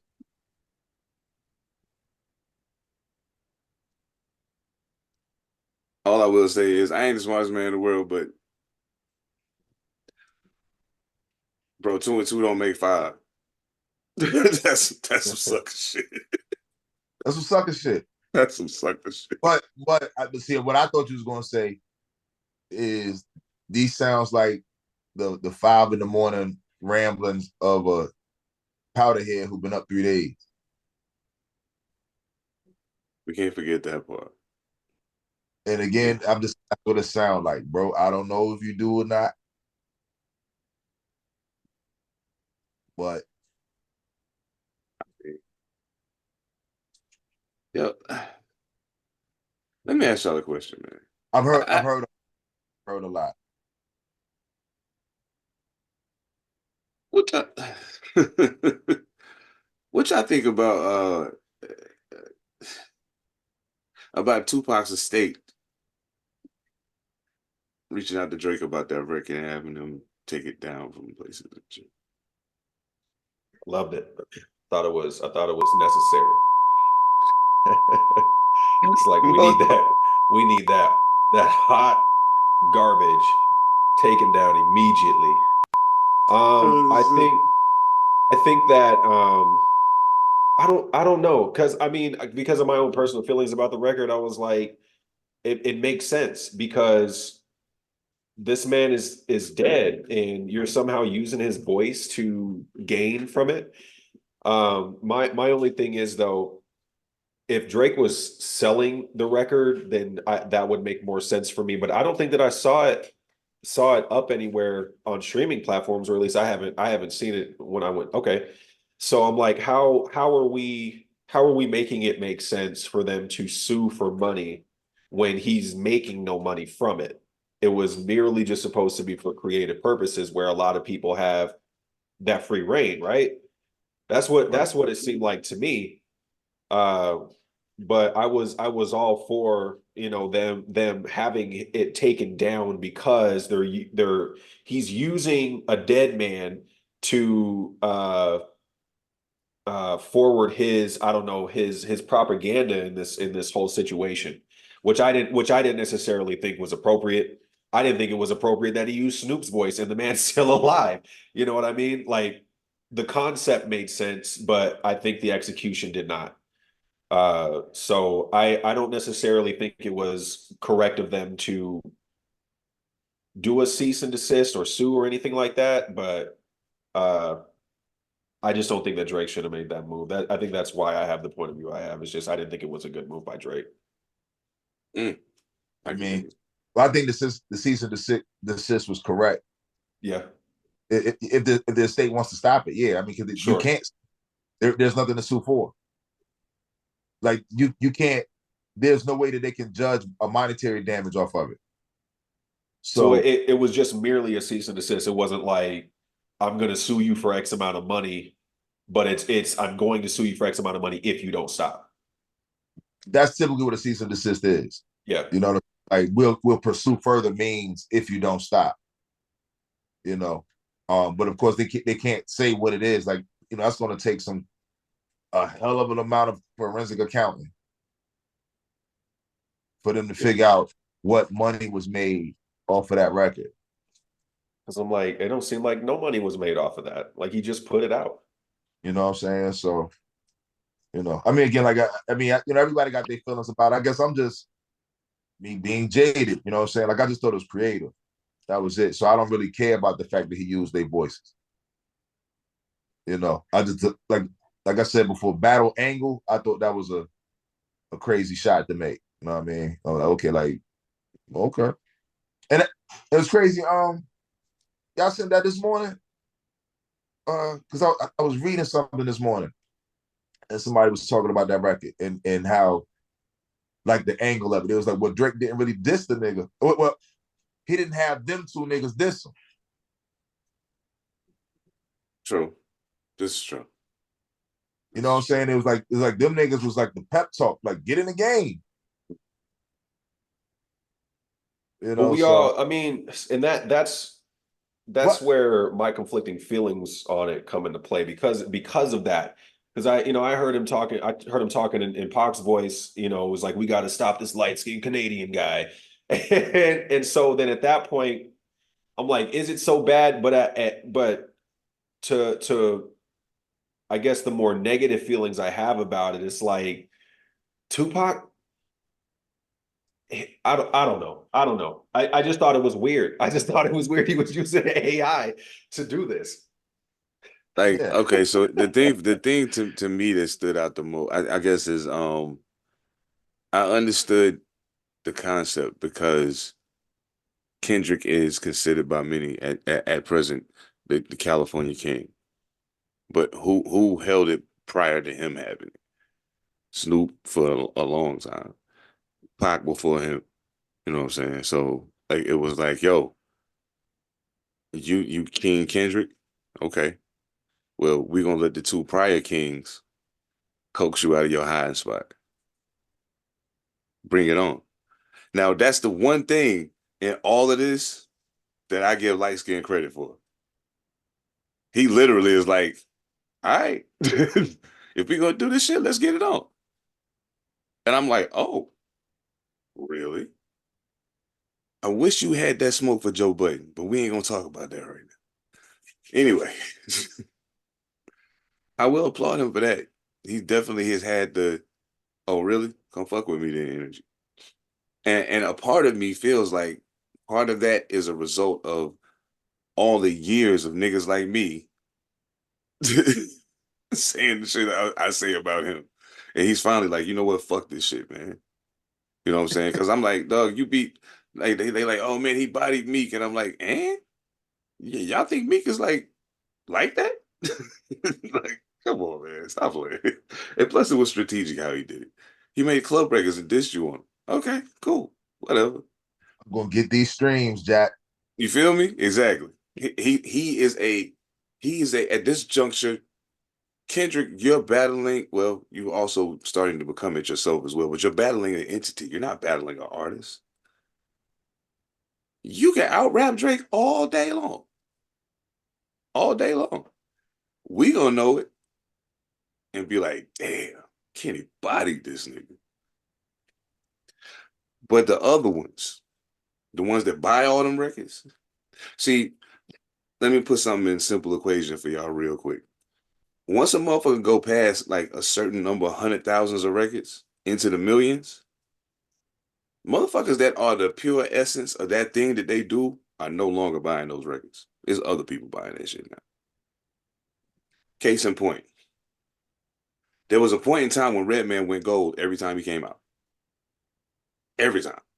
Gold, gold, gold, gold.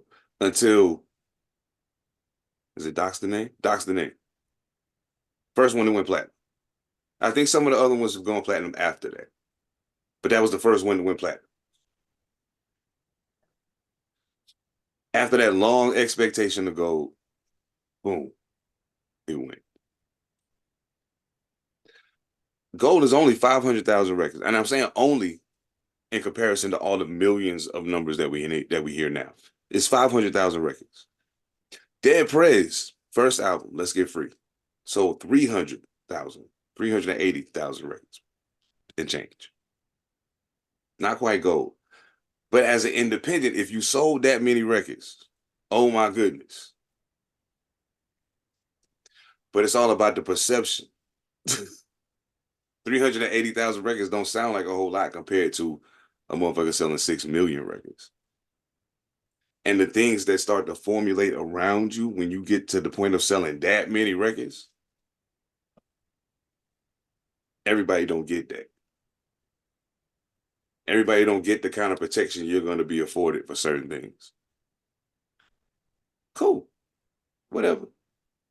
But when it all shake out, the problem right now is, and this is the $1 million question for me, is how much longer does the clock tick before people start calling Kenny pussy? How much longer do the clock tick before they call him? Because everybody else rapping, bro. Everybody else rapping. Where you at?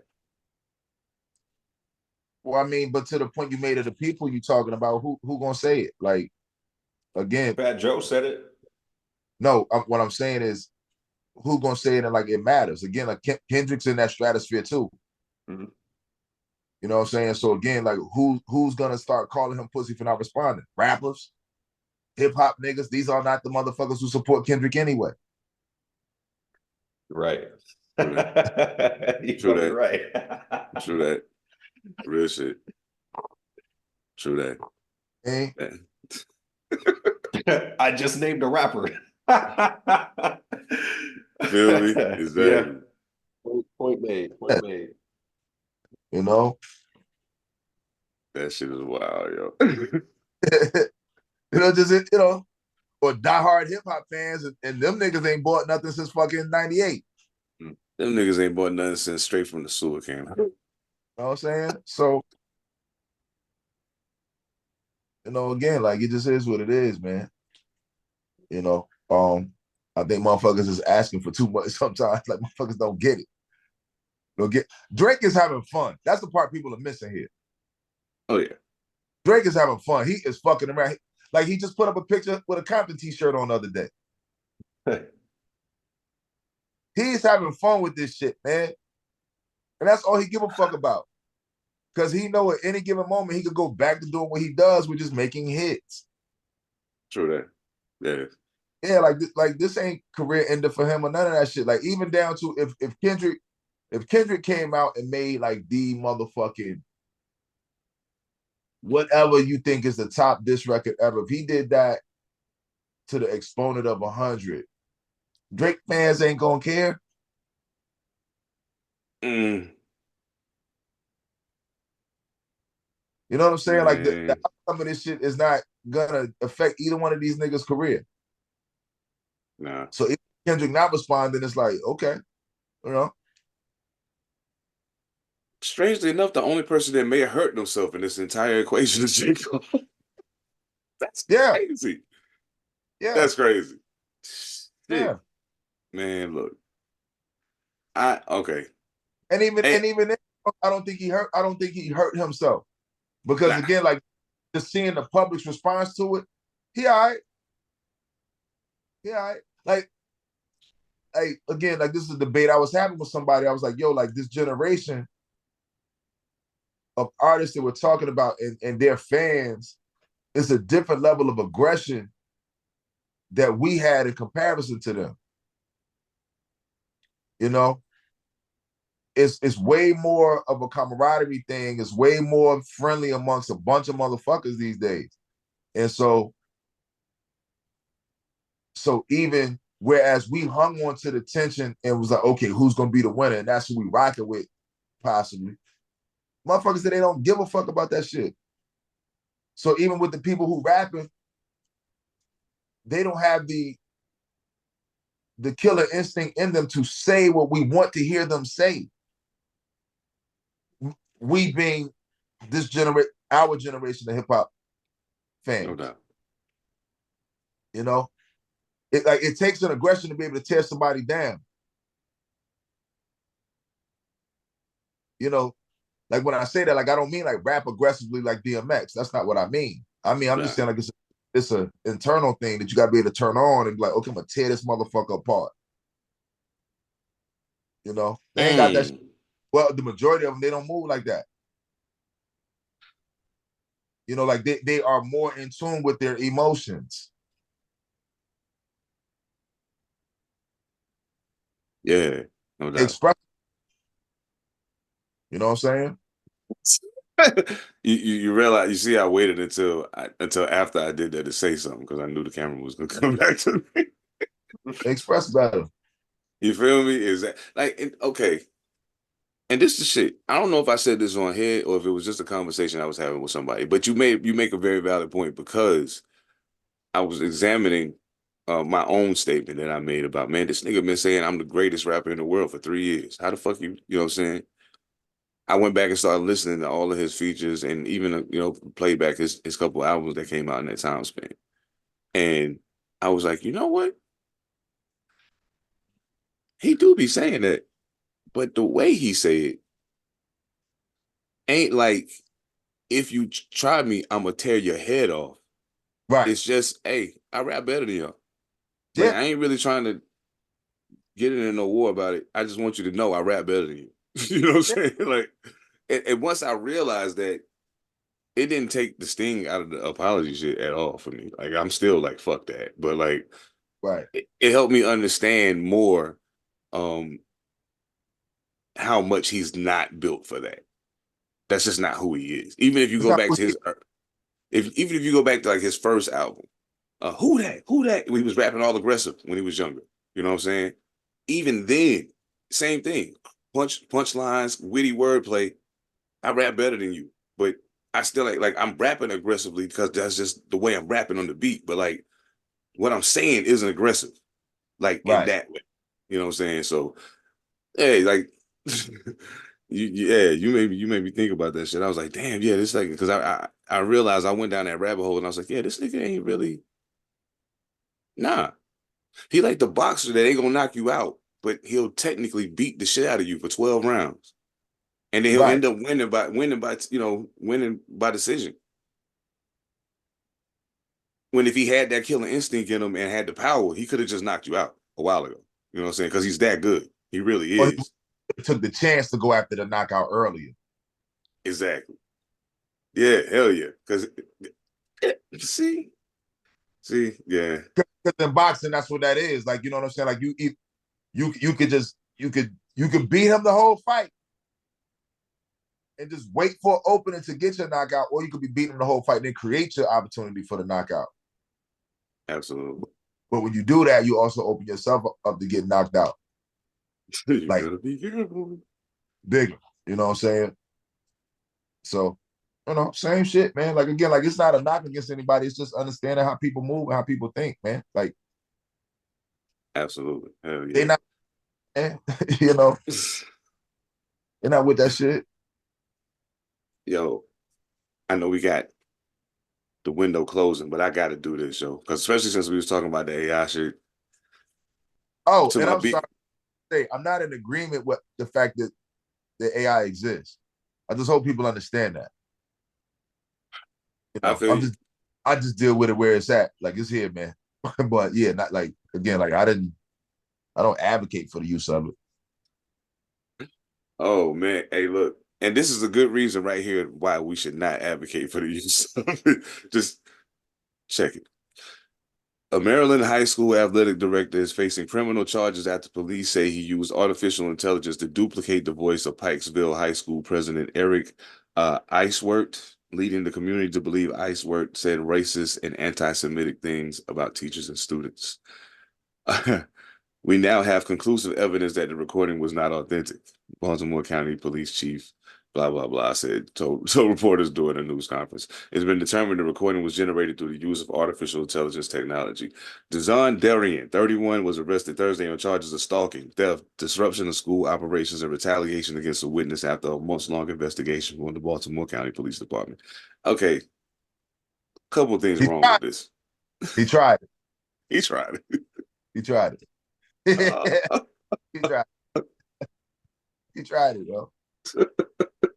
He tried it.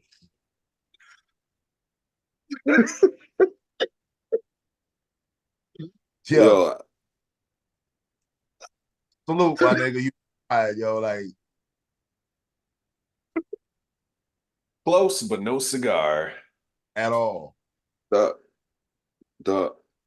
listen.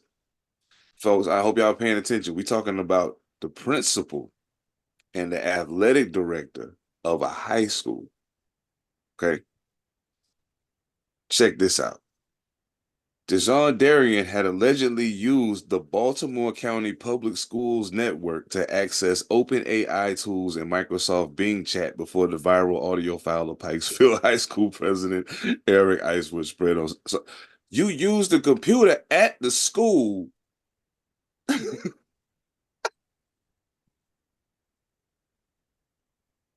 When they say crime no pay, you the kind of nigga they talking about.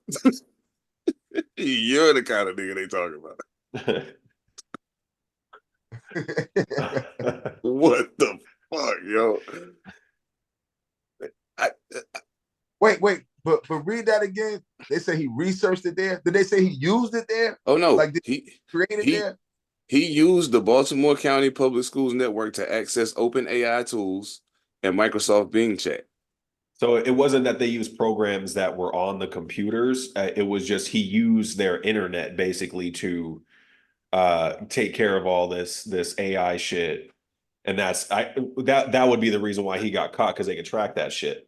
Why would you do that? No, I get that. What I'm saying is what I was asking, like, did he just do the research there, or did he actually create everything there?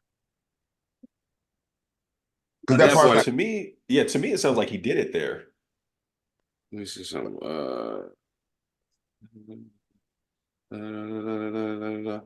Okay, so it doesn't necessarily say whether he did all of the actual work there. He just used that system on that network to oh, that shit is wild, yo. Like why would you even search it though? Like there. No, I agree. I agree. Like, he fuck for that. I was just wondering if they, you know what I'm saying? Like, because if the motherfucker, like, how stupid was he? Like, what the fuck? Yeah. You know what I'm saying? A hell of a drug. God damn. You know, because again, like, you saying I use it to look this shit up. You don't know what I looked this shit up for, unless, again, I mind you, we didn't see what the results were either. That part.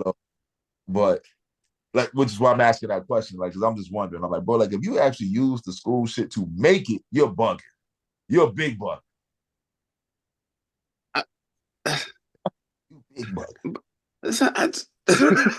I ain't been able to make sense of this at the moment I saw that shit. I was like, wait, he did what?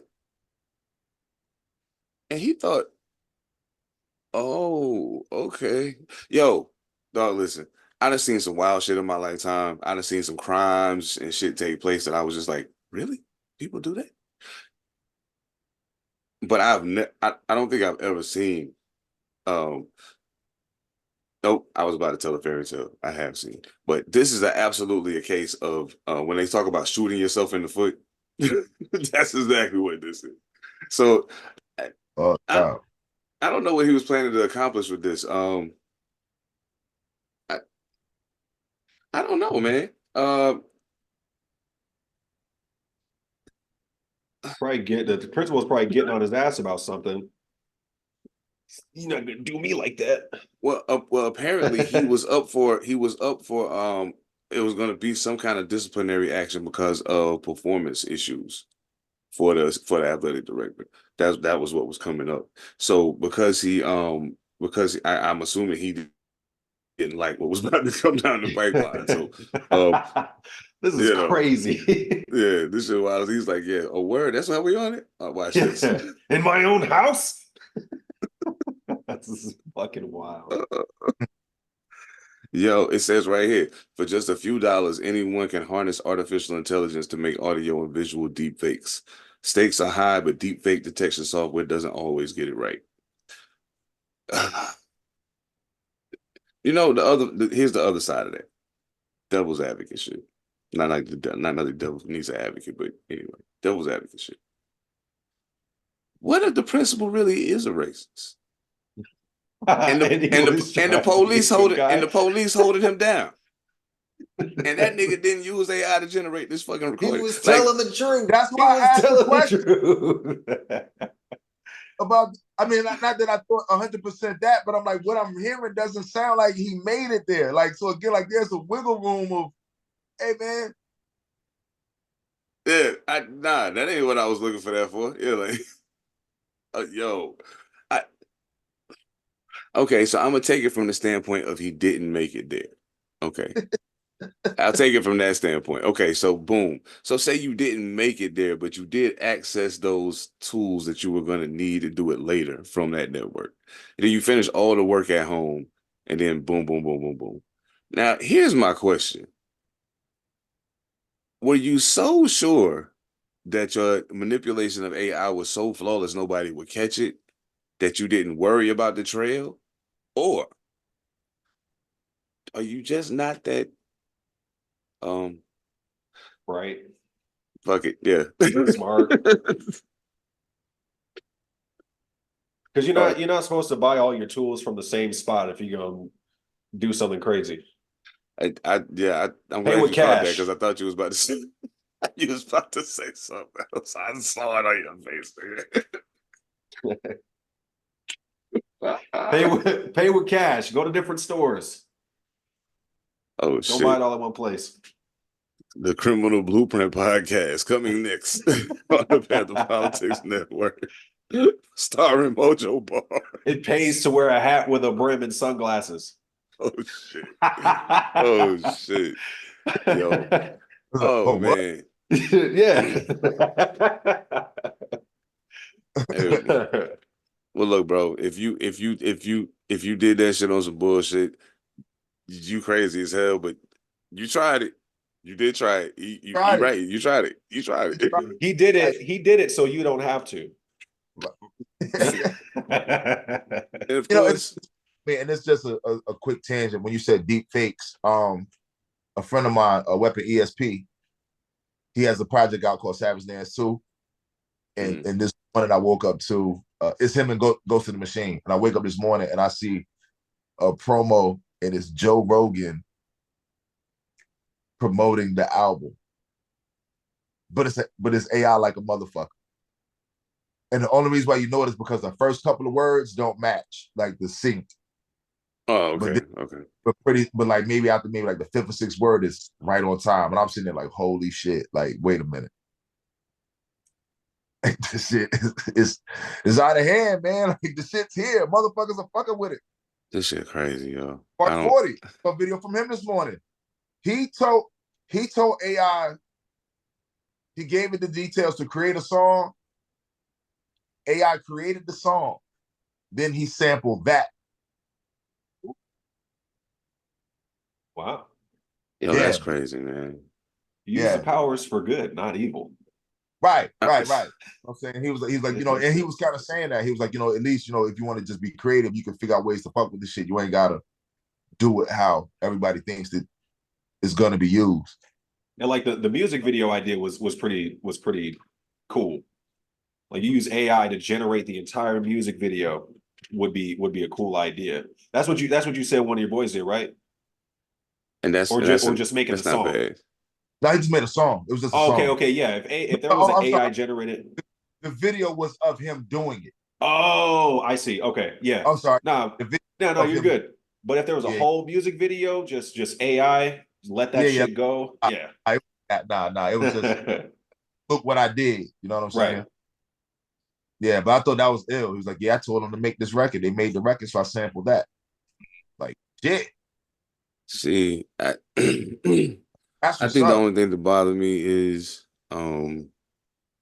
like they say, only for only a couple of dollars you can have access to da da da da. But like to do the fly shit, like that extra that next shit, it's gonna be more than a couple of dollars. You know what I'm saying? So like just like everything else, man, niggas just wait a minute, what do they call us? The poorest will be the last ones to get full access to the fly shit. And by the time we get it, it won't be the fly shit no more. Like it'll be Obsolete. some other shit that's like some other shit that's way flyer that's already going down. But you know what I'm saying? It's cool. Like I ain't tripping. Hey, man, gatekeepers your budget. See, see. It's true though. I mean, it's real. It's real in the field. Like I can't even disagree with you. Like that shit is really real on everything. Shit, man. Oh, it just hit it. It's 1 o'clock. I'm telling y'all motherfuckers that like that guy ain't gonna hear this shit at 9 o'clock in the morning. You don't give a fuck about it being 1 o'clock right now. But anyway, it's all good. But anyway, man, I don't got nothing else. I got somewhere I need to be anyway. I got some shit I need to get into, and these bills ain't gonna pay themselves. You feel me? The bills ain't gonna pay themselves. So y'all got anything else before we skedaddle? Nah. Hey, so if you are in Australia, if you're in Australia, we do got a few listeners over there too. Strangely enough, Word. we're gonna look out. Ethemadassassin's coming.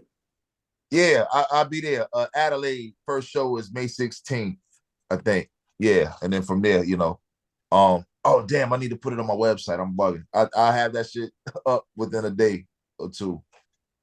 The dates. See, You this guys is how you. also need Oh, to go ahead. listen to E's verse on Raised On.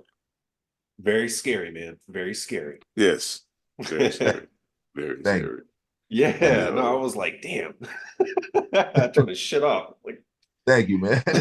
just real quick, I know, Mojo. I know you don't remember, but E, you remember the dunk contest when Dominique came and did the crazy windmill for the ninth time, the crazy hardcore windmill. It was like boom, and they was like, "Ugh."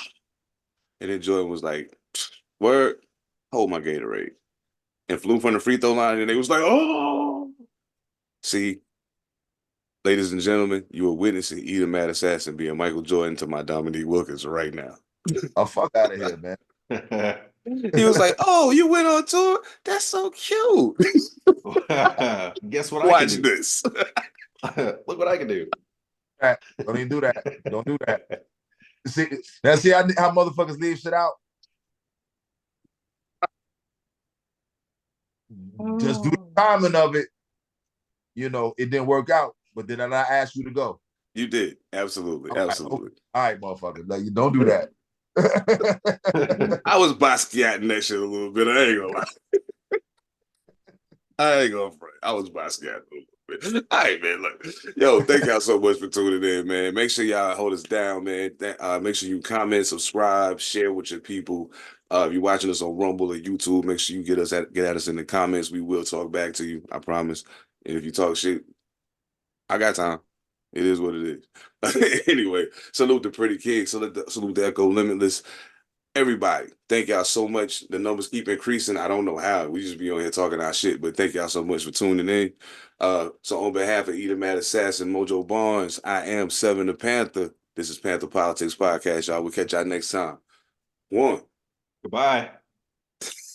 Bye.